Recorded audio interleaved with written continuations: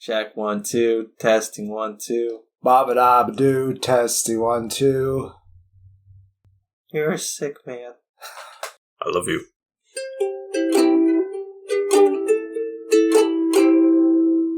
Welcome back to Green and Faceless on the Couch.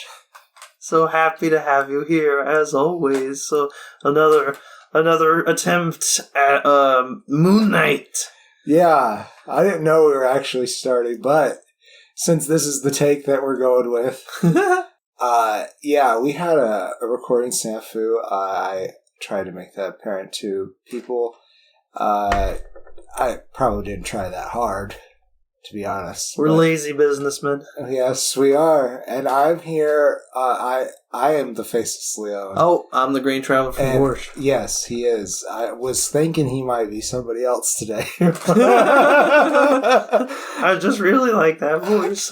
So, yeah. So, for some reason, when we recorded this the first time, I don't know. Like, Audacity showed that there was a recording, but it wasn't recording. I don't know if I didn't have my microphone hooked up right or not. I wasn't feeling very well. That's an excuse, not an explanation. That's what we're good for. It's all right. We've had it before where we've had to redo stuff, and it's not a big deal at all. In fact, that episode sucked, and this one, wow! Yeah, that's right. You won't even be sad to have not heard what all the insulting, rude things that we said in that last episode. Yeah, because we're down on Moon Knight. Yeah. Boo! Yeah. That's not entirely true. No, it's not true at all. No. It's actually kind of weird because we had differing opinions on Moon Knight throughout. We went into you went into it the same level of excitement as I did, but it quickly you were put on guard. It was like the day before. Yeah, really. That it was brought to my attention that the ailment that the main character, the protagonist, played by Oscar Isaac, has, DID, dissociative identity disorder. Thank you. It's right on the screen in front of me. It has been exploited in media before and often. Yeah, and most specifically exploited in a negative sense, as in, like, they're usually presented as, like, a monster or like kind of like Split. Yeah. That's a big one. Not to say Split's not a good movie. We'll talk that someday, I'm sure. I will go ahead up front and say to those who that might not know what DID is, it was once upon a time referred to as multiple personality disorder. Right. And basically what's going on is that the person has somehow compartmentalized their life so that there's different personalities that's taking part in these different parts of their lives. Yeah, different identities completely. Yeah. And, sometimes, those identities don't know the other ones are there. Sometimes. And this show tried to approach that from a non-negative viewpoint because, it's like Mark Spector's a hero. He's big. Moon Knight's been around since, when did we discover? The 70s, right? Yeah, I think that's correct. Mid-70s? Yeah, you only got just put that up there. Yep. Yep. Clicking away. Wikipedia. Hold on here. 1975, first appearance. He's been around for quite some time. Werewolf by Night. Some people in that community, they rightfully so hold him up as a hero. Oh, yeah. Yeah. I for whatever reason, I thought you were going to say they rightfully were wary about the representation. Because it could go horribly wrong. It could. Again, another one of my favorite horror films, Hereditary, is another one of those that one tries to focus more on the horrors of that disease. What it could be, how it could be nightmarish, but it's another kind of exploitative use of it. it is used for a scare. Yeah. And then, it only breeds distrust for people who might have this affliction. Exactly. So that's why I was wary going in. I also do not suffer from DID, so I can't watch it and be like, oh, this is offensive to people with DID. But I just felt like I needed to keep that in my mind, right? As I watched it, how they handle the situation. And of course, they're still going to dramatize it, like right. Stephen Grant, one of the identities, and Mark Spector did another one. They're going to talk to each other a lot through mirrors. Normal DID, you can't do that. Yeah, sure. Well, maybe one person out there can. I don't know. Who knows? Psychology is a wild field, ever enveloping, ever evolving. But no, you were a little trepidatious. I was very excited going in. I was just like, I've only ever approached Moon Knight from Spider-Man comics, specifically the Brian Michael Bendis Ultimate Spider-Man run, and there's a very brief few issues with Moon Knight in them. And I really liked it. It was really cool.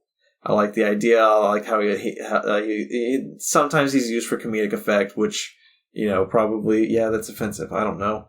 I don't know. I'm just a green guy running around. What the fuck do I know? But it still was he was a very fascinating character to me. And so I was excited for this show. And then that first episode happened, and it does some things that I was very excited for, but at the same time, a little weary about right off the start. But before we get into Moon Knight, I do have one quick little green catch up. I mentioned it earlier, Doctor Strange and the Multiverse of Madness. Man, I do want to listen to what you said before, because I remember this one good gag that I had to bring it in, where I was like, hey, I'm ready for breakfast or something like that. Yeah. And I was like, just smother it with something. Yeah. You wanted to eat the potatoes again. Yeah, I did. I was gonna smother with green ketchup. Yeah. And I mean, it would be maybe we good. Can cut that in if that, right here. We'll but is it all of your audio gone? Shit that. Mine. Oh, yeah, you're right. That's what I'm saying. How can we lead it in? You don't have your audio, bro. Fuck. It's all right. It happens. I also haven't had internet since Thursday, so we're in the same room. Yeah, that is a nice thing about it. That is kind of a nice thing. Might sound a little weird, but that's fine. Yeah. We get by. We get by with a little help from our friends, too. If you want to help us out, go down to patreon.com/green and faceless. Yes, please. Yeah, so you can help us get into a room together with good mics, good sound acoustics and everything. That'd be so lovely. Nice. But Doctor Strange and the Multiverse of Madness. If you wanted to see this film, you've probably already gone out to see it. But if you're still on the edge, I would honestly say wait the next 20 or so days, however long it's going to take to get onto Disney Plus. Because while it is a fun film, it doesn't deliver like the big fanfare of the last Spider-Man movie. Spider-Man seeing that in theaters. That was a fun experience. All the people in the theater were having a good time. And it was great. Yeah, oh man. It's on Disney Plus now, I think. Is it? Maybe not. No, it's not, because it's a Sony film. No, so they probably haven't released it. It will eventually. Someday. But Doctor Strange and the Multiverse of Madness will be on Disney Plus soon, I would assume. Maybe July.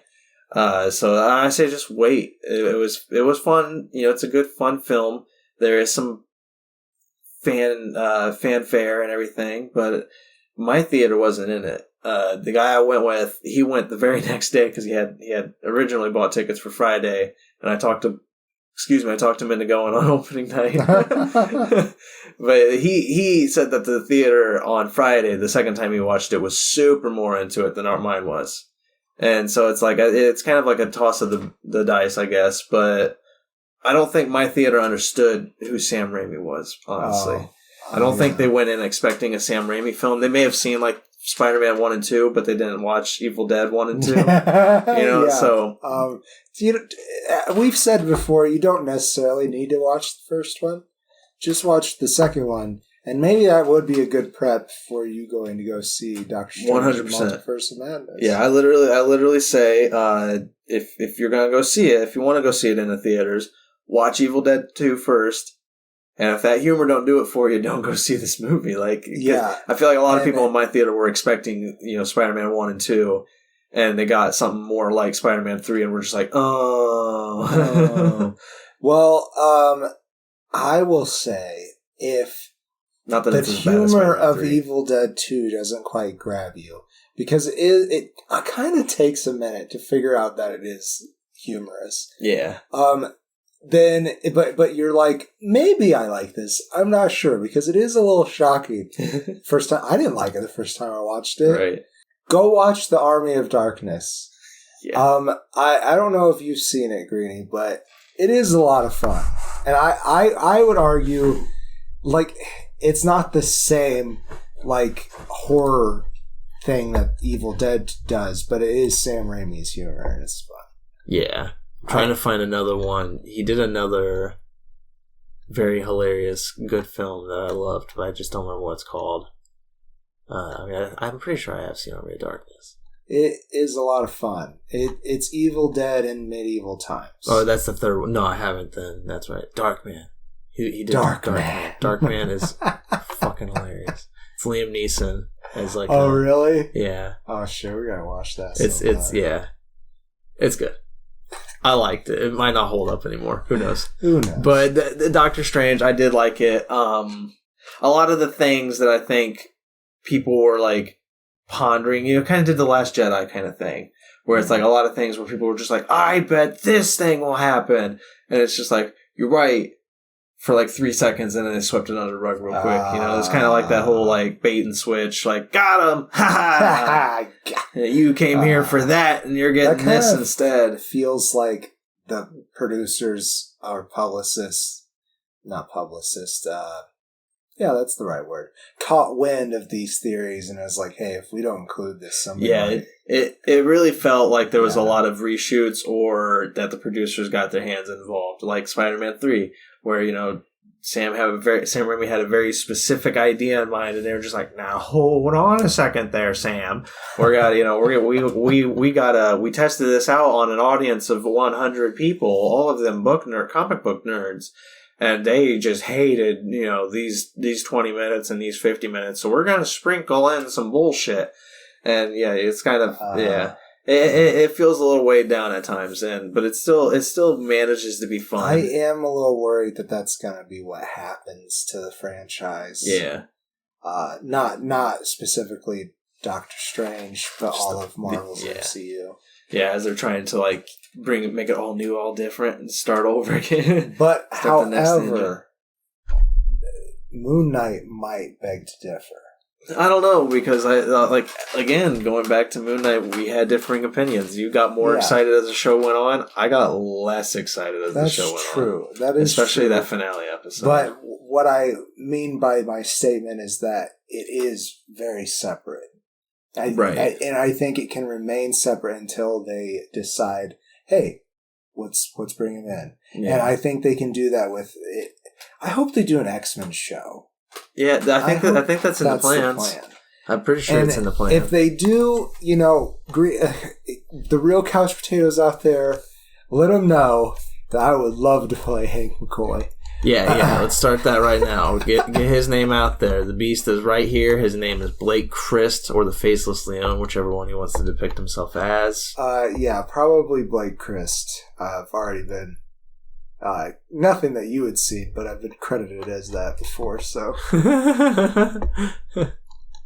I'm pulling up the MCU's plans here. Oh my god. Yeah, we got their blueprints and everything. Straight from Area 52. Yep. Shit. We'll just do this. Oh yeah. Oh wait, timeline. Now it's ASMR. I mean, not timeline. I meant blueprints. Oh, fuck off with all this. I'm not getting rid of my ad blocker. Who do you think you are? Come on now. What is this nonsense? These are all old movies. How old are these articles? Get out of here. We're wasting time now. The X-Men. I'm looking for the X-Men. I mean, this is important to me, and I appreciate it. But Blade. Blade. Hey, that's exciting. Ironheart, okay, Armor Wars, yeah. I Am Groot. Guardians of the Galaxy holiday special. Oh, just say Christmas special, you fucks. No, it's fine. They're from another. Most of them are from different planets. So is Doctor Who, but he always has a Christmas special until Chris Chibnall came in. It was just like New Year's Eve special. Hey, well, I Agatha Harkness feel that's exciting. That is exciting too. Also, Echo would be cool. Yeah, I really loved her in the Hawkeye show. Yeah. What if season 2? Can we just not? Marvel Zombies. They just really. I knew they were gonna do that. Oh yeah. Wait, did they have Spider-Man and His Amazing Friends? Spider-Man freshman year. That's different. A new Avengers movie with a big gritting teeth. Chris Evans right there. Yeah, that doesn't make any sense. No X-Men! I know there's gonna be a Nova, too. I've seen pics. No X-Men! What the fugs? Me and Daniel Radcliffe and... Oh yeah, Daniel Radcliffe as Wolverine, that'd be nice. And Chris Evans as the Human Torch. No, just as any other character. Dude, imagine if they did that. Imagine if they brought Chris like he's the the multiverse where you remember the original Fantastic Four. Yeah, imagine if they just bring that Human Torch over and it's just Chris Evans. I want him to be. Everyone's like Cap, and he's like, "What the fuck? I just want to get laid." What are you talking about? Stop calling me Cap. Yeah, but I also think they could just make him a third character in the MCU. Not that old stuff counts, but maybe it does. Because it's funny. The multiverse now. It'd be pretty funny. I like it. So, let's synopsize Moon Knight. Let's do it. Moon Knight, as we discussed, stars Oscar Isaac as Mark Spector. He's a man who suffers from DID. But also, we're not introduced to Mark Spector right away, so that's almost a spoiler. Almost, except for I feel like you can just look up the IMDb, the database, and you can also see that he plays Stephen Grant. Stephen Grant works at a museum in London. It's probably the big one that I don't know the name of, and he also wants to be a tour guide there, but he just works in the coffee shop, and he gets yelled at for that. Yep. And he's kind of a bumbler. He's got he's a Brit. He's a Brit, yes. And he's missing time, though. He doesn't understand why. And the missing time is when Mark Spector is out there being... a Jewish American. A Jewish American. That's true. Well, a mercenary also. Yeah, that's what I was going to go with.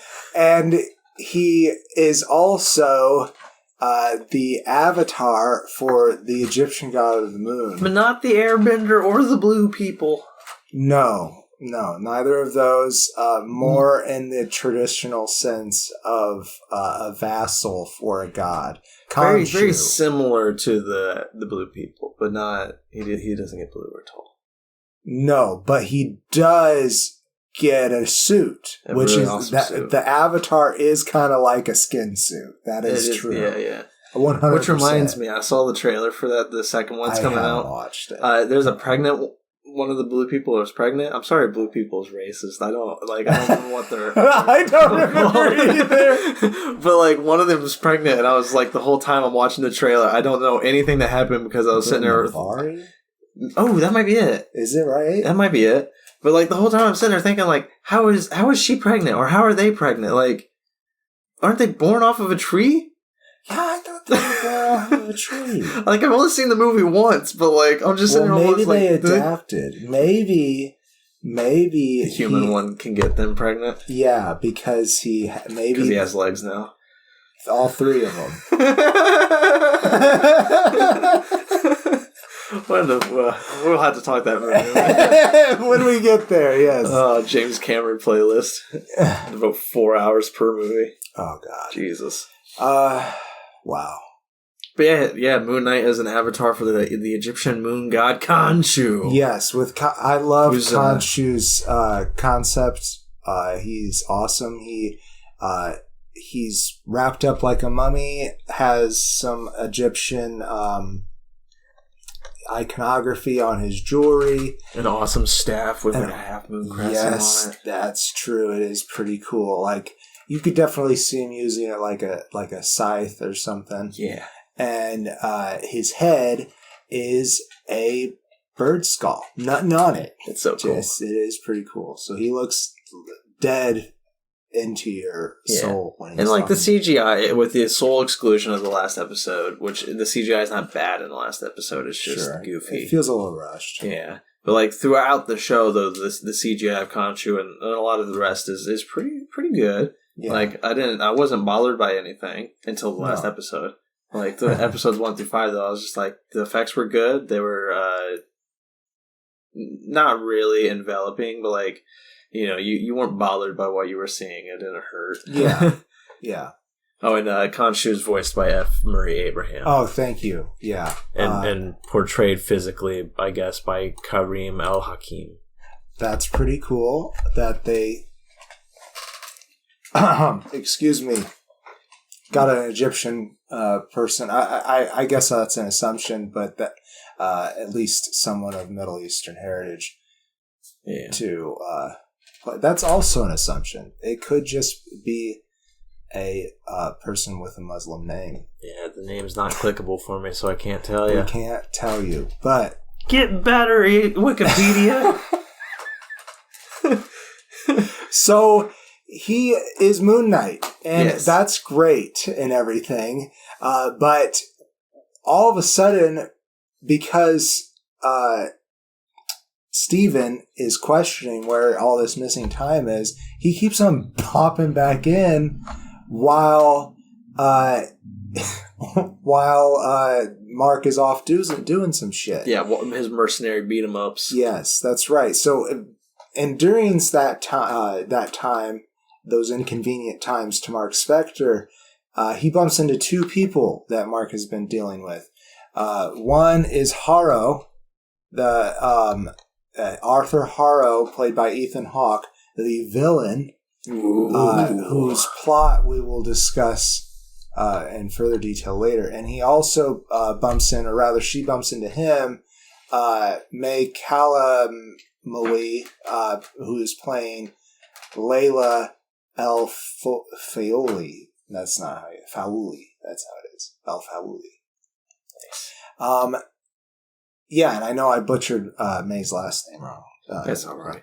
But she's a romantic interest for Mark specifically. That's right. Yes. But Steven quickly develops his own feelings for her. Yes. It is kind of strange, but also when you think about it, not, because they're the same person. Right. and you know, Layla is she's in on Mark's life. She is not in on Mark's DID. She does not know. He's kept it from her. Yeah. And he seems to know about it. Yeah, Mark at least does, yeah. Not Steven. Not fully, yeah. Not Steven, and Mark doesn't know fully. He doesn't know how bad it is. All of the people living in his mind, but... That's a little bit of I don't know. They explore that very, very, a little bit. Just touch it. They just touch it. I feel like they're going to do like a season per... I hope they don't. I hope they don't either. I hope they just release like 7 more next season. It's just, if they do another season, I don't know if they've announced it or not. I think originally it was 7, but I think then later it was more. Yeah, I just hope they just dump a bunch on us next year. Yeah, it would be interesting, but it's also like that's where you get into the territory of like, are we just exploiting this for more plot fodder? Yeah, and that'd be the problem too. Is like I don't think they've announced the second season, and I'm not sure if it really needs one. I think he can be easily introduced into like a Spider-Man or a Blade film, since we saw the through Blade. That'd be fun. Like that'd be interesting because Egyptian vampires. I don't know if that's I mean, it just feels like it could be a thing. Like it could work. I'm sure Anne Rice did something on it. Yeah, right. And Crap, what was I saying? I'm so sorry. No, you're okay. I was just like, man, where was I going with that? Oh, there was in the comics, there was this one identity that I really loved. There was a little girl that was living in his mind, and she was like if I remember correctly, she became like the voice of reason among all of them. It's kind of funny. I loved it. You have in the first few episodes, you get this weird way of doing something for a superhero film, and I really liked it. And that was you didn't see the action, so like because the focus of the first few stories is on Stephen Grant. Yeah. And, when he blacks out, when Mark takes over, we follow Stephen Grant. We don't follow the action for a while with Mark Spector. I mean, he has appearances, and we do see some of Mark Spector's stuff. But for those first, 2 or 3 episodes, it's just Stephen. Yeah. And when he blacks out, his eyes go white. He's, trembling. And then it just cuts, and he's all bloody, and he's like, oh, what happened? What's going on? What's this keep on happening? I tried to tie my leg to the bed. Yeah, that's the other thing is that Steven has all these these precautions when he goes to sleep, because he thinks he's just sleepwalking, right? Or he hopes that he's just sleepwalking, right? So he ties himself to the bed. He has a ring of sand, around the bed, and it's so funny because salt for the demons. Yeah, he mixes them together. Gotcha. It keeps everything out. It's very clearly like the playset stand. Yeah. The very clean looking stand. Not that it's actually any cleaner. It's so funny to me, though, that he goes to all these great lengths, and then it's just, Mark just takes over and just slips his leg out of the rope and just jumps over the sand or mixes his feet up. Right. I find that so fucking funny. Yeah, and also, he does the tape hair thing, and and Mark has the same hair. So. But, so it from there, it just kind of becomes Stephen and Mark trying to figure out, one, how to work together, because Stephen doesn't really want to give up control. Mm-hmm. Mark doesn't want to give up control. But it's possible for them to work together at the same time and, be in control. And at the same time, they're trying to stop Arthur Harrow's dastardly plans. Yes. So Harrow wants to bring back Ammit, who is they're both Khonshu and Ammit are both kind of gods of justice. In this story, at least, the difference between Ammit also is the god with the alligator head. Yeah. At least the female one. There might be a male one, too. I'm not sure. When sorry for the spoilers, but when she makes the appearance, or they, I don't know Ammit's pronouns. I think it's she. Okay. Goddess. Okay, yeah. When she makes an appearance, so spoilers that she does make an appearance, that's when the CGI got a little goofy, and I was a little like, nah. You didn't like when they got giant and stuff? That's maybe a spoiler. Yeah, there is a Khonshu Ammit kaiju fight. Yeah. And it is, I kind of liked it. Because it's like in the background, there's pyramids. But you also, some of this probably was filmed during the pandemic. Yeah. And I don't know how long we can give films that excuse. It's just, it had the same problem with WandaVision, whereas WandaVision was so good for 5 episodes, and in the 6th episode they're like, all right, we gotta be a superhero thing. Remember, we are superheroes. And it just becomes a stupid, big, long fight. Yeah. And then that was the exact same problem with, yeah. Moon Knight was just it was fine. I wasn't really enjoying it. It was a struggle for me to come back every single week. I was still interested enough to come back. It's not like Boba Fett where I was just I don't want to. Yeah, I finally finished, I think, the 4th episode. Is it worth it? That's the one that's the Mandalorian episode. The Mandalorian one, and I don't know. Okay. I still haven't watched the 5th episode. Shit. This show has just become like dog, that show. Yeah, sorry, Boba Fett. Background, it is a new segment. Background reviews. Background reviews. Yeah, backslap reviews. Backslap reviews. There'll be just a month at a time where we review something. If you're out there and you like Boba Fett, the real question is why? Well, maybe it's really good at the end. So there's parts about it that I like. It's just so dry. Everybody I talk to is always just like, but in the books, I'm like, no. They're not technically canon. Well, yeah, but I want to watch the TV, and it's not grabbing me. Yeah, it's not good. I mean, that's what I'm saying. In live action, I don't understand Boba Fett. I'm sorry, Boba Fett fans. I'm sorry. I truly am. I don't understand you. Like, outside of the books, outside of the extended universe, I don't. He doesn't do shit in the first 2 films that he's in. Shit. He literally, in one film, he gets Han Solo, but that's it. He kind of just, like, points a gun at him. I think he shoots C-3PO, if I'm right. Like that's about it. Yeah, that's right. And then he's just standing by Darth Vader, who has the real power the whole time. So he's nothing. Yeah. And he carries him onto his ship, and he hands over all control to Vader, who does all the things to Han Solo. And in the next movie, Boba Fett flies off to fight, gets blinded, knocked into the Sarlacc pit. Boom! The scene where he climbs out of that was pretty good. It was okay. There's parts, like I said, there's parts I like.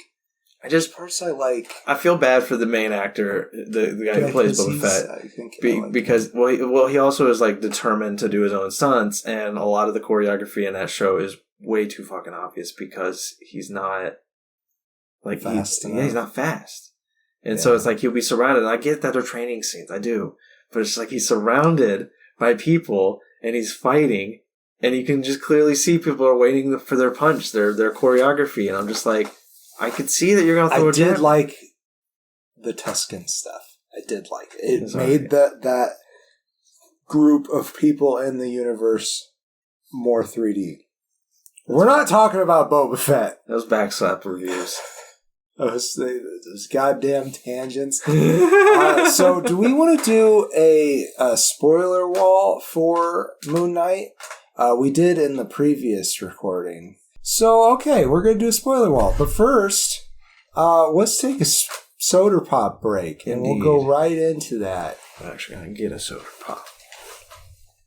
Because I finished this one, and I'm being bad. I haven't finished the point of tomorrow. What am I doing? Can you just put me in debtor's prison? I just want my teeth. I'll live my Dickens story. Greg Callahan, man with the teeth. This is the future Leon, here to say, if you wish to avoid spoilers, go to 4949. Thanks. Oh, we can keep that. Welcome back to Green and Faceless on the Couch. We're behind a spoiler wall. You're safe. Because we wanted to talk about a few things. You know what? Let's jump in right into the scene of, okay, Mark dies. There you go. There you go, guys. That happens. And it's not even the last episode. He dies like episode 4. Yeah, like episode 4. There's 6 episodes. It's a bold more strat. like 5.5. It's a very bold strat. So it is pretty bold. When he's dead or dying, he has this trip into a psychiatric ward inside his head. Drugs are real, man. Yep. And Harrow, once again Ethan Hawke, is the lead psychiatrist. At least his psychiatrist. He's very Carl Jungish. Yes. As we see in the Wikipedia. Yeah, right on the Wikipedia page. And apparently also a little bit Steve Jobs. Opinions, apparently. Yeah. Well, anybody could edit it. Also, they compare him to Fidel Castro. That's true. I think these were all inspirations for him. It's like Hawke has said that he took inspirations from cult leader David Koresh, Cuban President Fidel Castro, the Dalai Lama, Pentecostal televangelist Jimmy Swaggart, writer Leo Tolstoy, fictional character Nurse Ratched, and Nazi officer and Dr. Josef Mengele, as well as questioning what if Apple Incorporated co-founder Steve Jobs was a bad guy. Questioning what if? What? I won't say whether or not Steve Jobs was a bad guy, but I don't know if you really have to question it that far. Huh. Sorry, Steve Jobs. Don't sue me, Apple. Bye, Apple. Okay. Also, though, Wikipedia said it. Also, Wikipedia, don't sue us. Thanks. This scene is pretty interesting. I think it redrew me into it. Like, I was already still into it because I like movies like The Mummy, even though I can see that they are super silly. Yeah. I enjoy The Mummy. And it kind of gets to that point in this series where that is really what's going on. Well, also, so my big problem was they got to this episode, and I was mad because I was like, why haven't they been doing this the full time? Yeah. Because if they had done this as if it was a legit, if it was a questioning the reality of, if he is one man with multiple identities, or if he is just one broken mind in a mental asylum, maybe that's exploitative, but that's a much stronger story than just dumping it into one episode as an idea. I can agree, but also, what do I want to say? It's definitely been done before that perspective. Right. But I feel like we could have still done it, but like maybe the beginning, or there's one scene per episode that's at this asylum. Yeah. I do think that would have been more drawing, a little bit more interesting, especially if you're for the first couple, you only get Ethan Hawke's voice. Right. And maybe it's slightly distorted. That'd be nice. Yeah, that would be interesting. But I feel like that kind of thing has been done. Yeah, it definitely has. So, and I'm somebody who loves that storyline, that idea. And it's not been done to the point that I want it to be done at. Yeah. I want somebody to do it really fucking well. Yeah, and if they would have come in at the 4th episode, and the 4th episode is in it, that is what's going on, and it wasn't what we thought. Right. He was dead the whole time. And maybe there was a script where it was like that, and somebody was like, maybe this is creative. I come at it from a very... if you've ever played Silent Hill... And if you've ever played Silent Hill 2, actually Silent Hill Shattered Memories, I really like that one too. But those games, I love those games where it's it's very clear, to the person playing it, that it's I think my main character that I'm playing here is dead, and he is in an afterlife trying to figure out what's going on. And it's the psychological, the aftermath, trying to correct, figure out what you've done, figure out why you did what you did, figure out what's wrong. It's like a therapy session. I love that kind of that stuff. And so it's I wanted more of that, and it's just in this one episode, and it's good. It is good, especially Ethan Hawke. Ethan Hawke as the psychiatrist, loved it. That was a lot of fun. Right. Because he's doing a really good job at, he doesn't even seem like he's the Arthur Harrow. You also have this opinion where it's is this Arthur invading his mind? There is stuff that can still be played off of it. Yeah.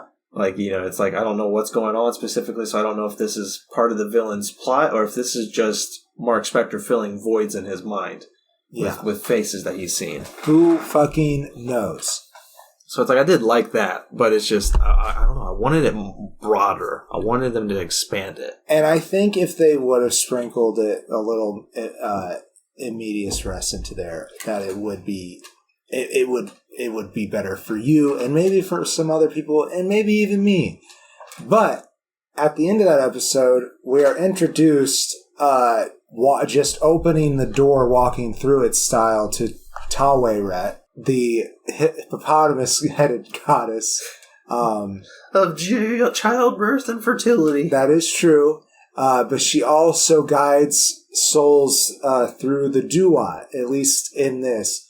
I don't know. I recall watching a video very recently where it said that Osiris became the Duat after he died and was resurrected. But I didn't know that it was this sea of souls thing that it is in the show. So I don't know if they're taking liberties or what is going on. Also, I'm not that learned.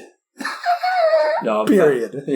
I'm fascinated by ancient Egypt and everything, but I've read maybe one book on it, and that's when I was a child. Right. I bought this textbook that was at sale at TIS. Mm-hmm. It was like only like $11, and it was like this thick on Egyptology, and I was like, oh, okay. How thick I haven't was read it. Oh yeah, that's fair. You can't see it. It was like a cheese wheel. It was like a baby's thigh. It was a few inches thick, but it was soft back. Like a baby's skull. Like a... Moving on. So Taweret. Oh, who played Taweret? Antonia Salim. Thank you. She has a very fun voice along with this character, and I just loved her. Yeah, she was adorable. Yeah, I don't know what else to say about that. She had a bubbly energy, and it was so much fun. She did, and she was trying to help Mark and Steven. This is the only time we get them together also. Yeah. And Oscar Isaac fucking kills it, because that's a hard thing to act with yourself in a scene. Right. Like, to not have somebody actually, like, to not have the actual person there to bounce off what you're doing. Like, I know there was probably a stand-in. It was his brother, actually, I think. I read that his brother was the stand-in, yeah. Which is kind of funny. That is fine. That's nice. But, yeah, it's like, it's still hard, though, even though, like, no matter how much his brother might, there it is, actually. Served as his body double. Michael Benjamin Hernandez. Okay. So it's like, that's, that definitely helps. Somebody that's familiar, that could probably... he's probably not acting as much, but it's so hard to do that, and Oscar Isaac pulled it off so well. At the very least, Oscar knows how to play off of him. Yeah, yeah. That's kind of sweet. I like that a lot.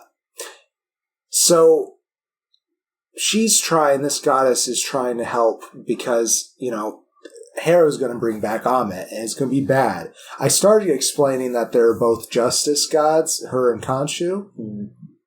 But Khonshu wants to punish people who have done humans wrong, and she wants to just wipe out... Yes, she just wants to judge and wipe out any bad people just...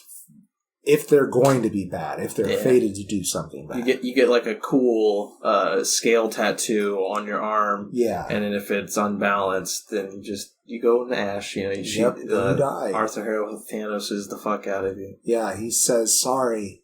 I'm so sorry. And his cult members, he's a cult leader. We kind of mentioned what his inspirations were, but not who he was. Lets them volunteer for this judgment. Right. And that part is kind of... but, like, at first, it's like, okay, yeah, I understand this. I've seen cult movies and stuff like that. But then they, just fucking die. He's like, I'm so sorry. And it's like, oh, God damn. You know what you're choosing, but they think they're good people is the thing. And they are good people. They haven't done anything wrong. They've been manipulated by this person, and maybe they're doing bad things for him, so maybe that does make them bad people. But, Yeah. It's like conditioning, cult stuff. One thing I would have wished that they would have built up more is the first time you see Arthur Harrow, when you see Ethan Hawke, he's pouring glass into his slippers, and he puts them on. Right. And he walks around all day on glass. And that's the only time you get any kind of hint that he's doing that. I wish they had kept playing that. I wish they would show bloody slippers. I forgot about it, honestly. Yeah. When he's walking, I wish he would just walk as slow as possible. Like, I don't care if he's he doesn't show pain. He's using the cane. Yeah. But he's still, he's using the cane, but he's kind of like Yoda walking it, where he's still covering pretty good ground. Right. Well, his feet gotta be calloused as hell. Yeah. But it's still glass. It's still shredding the fuck out of his feet. It has to be. Yeah, you're right. Another quick spoiler. Khonshu is also very manipulative. Mm-hmm. Harrow was once the avatar for Khonshu. Right. So he keeps on trying to get into Mark's head over this and trying to get him to not listen to Khonshu. And there's good reason not to listen to Khonshu. As I said, he's very manipulative. Right. And Mark also just doesn't want to be the Avatar anymore either. He wants to get out of it. He wants to end his contract. He's just worried because of how manipulative Khonshu is. He's worried that contract will then go to somebody he loves. Yes. And he doesn't want that. Being Layla. To prevent that from happening, she actually temporarily becomes the avatar of Tewaret, being coined the Scarlet Scarab for that. Layla is the Scarlet Scarab in this TV show, but the Scarlet Scarab is pretty much just a side character, but they are an Egyptian superhero that has had some run-ins with the Avengers and other superhero groups. Can you go back up a little bit? Abdul Faul is that character's name. Just to give you some background, he in the World War II days was fighting against Nazis and stuff, and really just being like, we shouldn't have foreigners in Egypt. Also, his son Mehmet Faul takes over the reins later on. I don't know how often he's used. I just wanted to give some comic book background to that. But also, her father's name, who dies before the action starts of the film, is named Abdul El Faouli. Yeah. So it's kind of slightly hidden in there for the comic book nerds, and I just thought I'd throw that out there for you.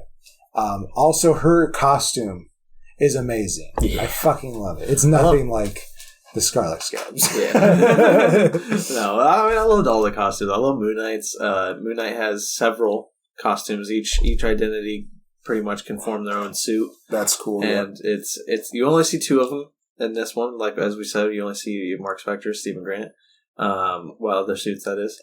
And Mark's is the very comic book version. Yeah. It's the mummy wrap around him and a cape and a cowl and everything. It's really cool. He's got the moon, kind of like batarang things, half moon batarangs. And Stephen Grant's, he's told while falling to summon the suit, and he summons a suit. Yep. And it's just a white suit with a white body mask. Yeah, pulled over. It's got a seam or a cut that has been repaired down the middle of the mask. Yeah. But that's pretty much it. It's Two so glowing white eyes, like Deadpool a little bit. It's great. Yeah. It's absolutely wonderful. I love Stephen Grant. He's a great character. Yes, he is. And Oscar Isaac does great at playing both of these characters. Yeah. And I am excited to see more. The last spoiler. Oh, yeah, one more spoiler. One last spoiler before we tear the wall down is his last character. The last person we get to see Oscar Isaac play is, what was his name? Jake Lockley. Yes, Jake Lockley. Yep. Because, again, Mark is trying to get out of his contract with Khonshu, and they do kind of succeed at the end. Sorry to spoil that, but that's where we're at behind this wall, safe and sound. You're okay. You'll be fine. If you didn't listen. Yeah. And, he finally gets out of the contract, but doesn't realize that another identity, who has been presented already in the show because there was a blackout fight scene where neither Mark nor Steven remembered having fought in it. So they're just like, they're just like, was that you? And they're like, no. And it's like, oh, fuck. They know there's somebody else in there, and that's Jake Lockley. And he's signed the contract with Khonshu. He sadly don't get to see his suit. It's probably very similar to Mark's, honestly. Who knows? Jake obviously seems like a rough and tumble guy. A New Yorker. Maybe. I don't know. I thought he was only speaking in Italian. He might just be Italian. He looked like a New Yorker to me. He had that, hello, Zelda. Hello. Zelda came to say he had a driving cap on. I was being stereotypical to New Yorkers. I'm sorry, New Yorkers. He had a gruff look about him, too, but I thought he spoke Italian. There's a lot of New Yorkers in Italian. There's a lot of Italians in New York, correct. too. You are correct in saying so. I mean, I can't find Jake Lockley in the Moon Knight article. I mean, I saw his name, but... maybe they hid it. Maybe they threw it away. Well, there was Mark Spector. The Mark Spector. Well, we're moving on. We're just telling you. There's also this scene in that comparison to Batman. Just the things that they hint at with Jake Lockley, I like, but I still thought they could do more. I really wanted. It was really just a side note. It's a It's a mid-credit scene. So you have to... for the last episode, it's the only mid-credit scene. Yeah. Of the whole show. Taxi cab driver Jake Lockley. So, yeah. You ready to tear down that wall? Tear down the wall. Mr. Gorbachev. Tear down. And then it goes down. Pink Floyd. Oh, well, I was doing Ronald Reagan. We're covering our bases. Yeah, it's been a fun little chat about Moon Knight. To close, I drifted off throughout the show. I still enjoyed it, but it wasn't up to WandaVision or Loki levels. Oh, to touch on my Doctor Strange, to go back to the quick green catch up. Now that I mentioned WandaVision, I reminded myself, definitely watch WandaVision before watching good Doctor call. Strange in the multiverse. That said, I don't think Sam Raimi did. Anyways. Oh no! Anyways, I do still enjoy, and I think most people can find enjoyment in Moon Knight. I think they try to be as respectful to DID as they could, and I respect that. They also try to be respectful to their casting, and they succeeded to an extent. They had quite a few Egyptian and Middle Eastern actors, and that's great. Right. Represent. It would, I think, have felt a little bit better if Moon Knight was. And but he's not a white person, so yeah, it's questionable. It's fine. He doesn't have to be Egyptian, but it would have probably worked a little better. But the showrunner himself was what was his name? Where's his name at? Mohammed Diab. Yeah. He was the leading director, and then Jeremy Slater was the Umbrella Academy. Did he just write for it, or I don't know? But anyways, the guy who wrote for this apparently worked in some role on the Umbrella Academy. But great job at what they did. I think the scripts were fine. I think the directing was good. I really liked the angle of the action, even though I think it got a little tiring after a while because I just kind of wanted to see some fucking action. I am there for superhero shit after all, even though that's what bothered me in the end was when it became an ultimate fight scene. Yeah. The problem is that's how it ended.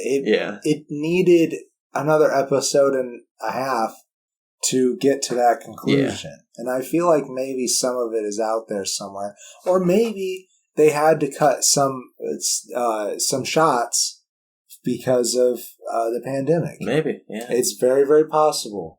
And if that is the case, I think what they came up with is nicely buttoned up. I don't think you gave it a rating yet.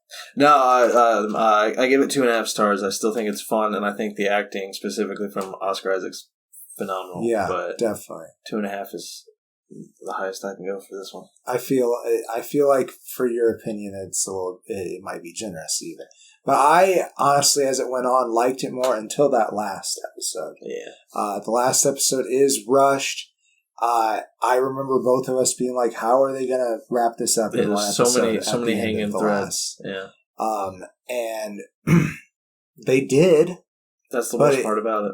Yeah, they did. It's just it was.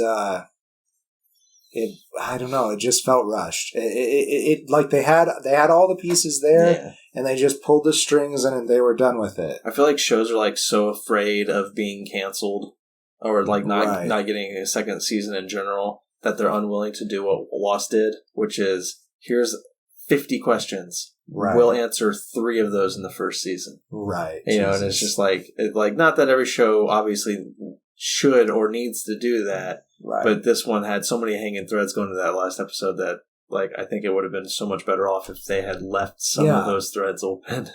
They did leave one until the mid-credit scene. Yeah, that's what I'll say. And there is a mid-credit scene, and I feel like it will be important to future interpretations of the character. I, on the other hand of you, hope they come out with another season because I want to see more of. I know I said that I'm worried about the exploitation, but I do want to see more of his personalities. I want to see more. I think I feel the same way I feel about this show as I do about Falcon and Winter Soldier, which is I want to see more. in the movies. I don't I want to see. see another TV show season. Like, I don't think either of them deserve it as a second season. Give them their movies. You know, Moon Knight doesn't need a full movie. Put him in somebody else's movie. Make him a supporting character. I'll be so happy with that. But Falcon Winter Soldier, you know, Falcon should at least get his own Cap movie. Like, Yeah, I 100% agree with Yeah. that. A new Cap franchise would be fun, I think, even. yeah. They could even keep on passing the shield. Yeah. Like, it could be like Doctor Who. Anthony Mackie's just like, all right, got my one in. Here you go, Sebastian. Yeah, I was just feeling kind of done with this. Yeah, Sebastian's like, fuck! Pam and Tommy kind of opened things up for me. I did watch that, by the way, Secret Review. I'm not going to say how I feel about it. I'll do it later. I know we kind of did things different this time. That's fine. With you doing Green Catch-Up and not doing a TV Talks. Yeah, it worked only because this is a Marvel. It was a Yeah. Marvel Green Catch-Up for a Marvel television Right. show. I think I said I give this show a face. Not sure. I do. A half moon. I want to see more. I don't give it a half a moon. A as full well. moon? It gets one full moon. That's There it. ain't no moon and a half. No moon and a half. No. It's not Valagorn. So, I think that might be our show. Yeah, Is it? it is. Okay. Okay, people, it's been so fun having you here. I am the Green Traveler from Gorsh. I'm still not sure if that's true. I am the Faceless Leon. It's for the people who tune in for the first 5 seconds and the last 5 seconds. Okay, They're then like, you think you're he do totally the- different. Did he do the whole show like that? And yes, I did. Yes, he did. I did all the reviews. Just like this. I'm sitting in a rocking Oh, chair, God. ready to be old. Well, What? safe travels and good night. Huh? That's right, old man. Get off my fucking porch. What? I'm Who are you, Sonny? going to stop the recording now. Green and Faceless on the Couch is a proud production of FictionWorks 19. Are you a fan of the show? Feel free to contact us at greenandfacelessfans@gmail.com or visit our Patreon page at patreon.com/greenandfaceless. Don't forget to comment, like, and subscribe, or rate us on Apple Podcasts. Thank you so much for listening.